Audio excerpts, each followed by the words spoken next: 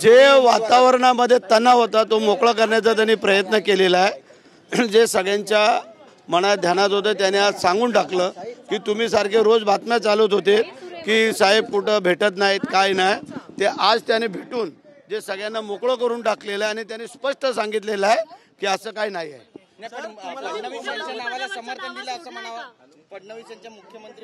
साहेबांनी स्वतः सांगितले जे काय वर्ण पंतप्रधान आणि शाहसाहेब जे काय निर्णय घेतील तो आम्हाला मान्य आहे। असं काय नाही, कोण बोललं असं काय बोललेत का ते? असं काय बोललेले नाही आहेत। फक्त त्यांनी सांगितलंय जो काय महायुतीचा निर्णय होईल तो आम्हाला मान्य आहे। मुख्यमंत्री व्हायला हवं शिंदेंनी की शिवसेनेचे अध्यक्ष म्हणून काम करावं ते आम्ही नंतर बसून ठरवणार आहोत। पण आता मुख्यमंत्री होण्याचा निर्णय सोडला, जो ब्रेक लॉक होता तो तोडला त्यांनी, वर्ड लॉक होता तो आता त्यांनी वरती पंतप्रधान आणि शाहसाहेबांच्या वरती सोपवलेला निर्णय आहे आणि तो जो निर्णय घेतील तो योग्य होईल आणि तो आम्ही सर्व शुकर असं साहेबांनी सांगितलं। भरत शेठ, मुख्यमंत्र्यांची आज पत्रकार परिषद झाली, तुम्ही सुद्धा उपस्थित होता। आता मुख्यमंत्र्यांनी देवेंद्र फडणवीस यांच्या मुख्यमंत्री होण्याला पसंती दाखवलेली आहे का?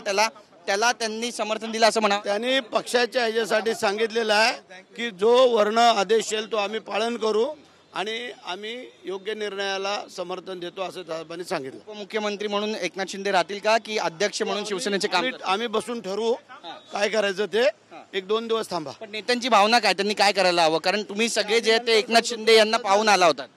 आम्ही तू काळजी करू नका, 2 दिवसात तुम्हाला देतो। मोठा निर्णय घेतील दिल्लीचे पक्षश्रेष्ठी आणि काही चमत्कार होईल अशी अपेक्षा आहे उद्याच्या बैठकीनंतर। राजकारणात काही होऊ शकतं, आताच आम्ही काय सांगत नाही, तुम्हाला उद्या संध्याकाळी सांगू। एकनाथ शिंदेबद्दल बोललं जातं दाढीवरून हात फिरवला की काही होतं, काही करू शकतात ते उद्या संध्याकाळी सांगतो तुम्हाला। नक्कीच आपण पाहतो आपली भावना मांडली, राजकारणात काही होऊ शकतं असं म्हणतात भरत शेठ गोगावले। अमित शिगवणचा, गिरीश गायकवाड, TV9 मराठी, मुंबई।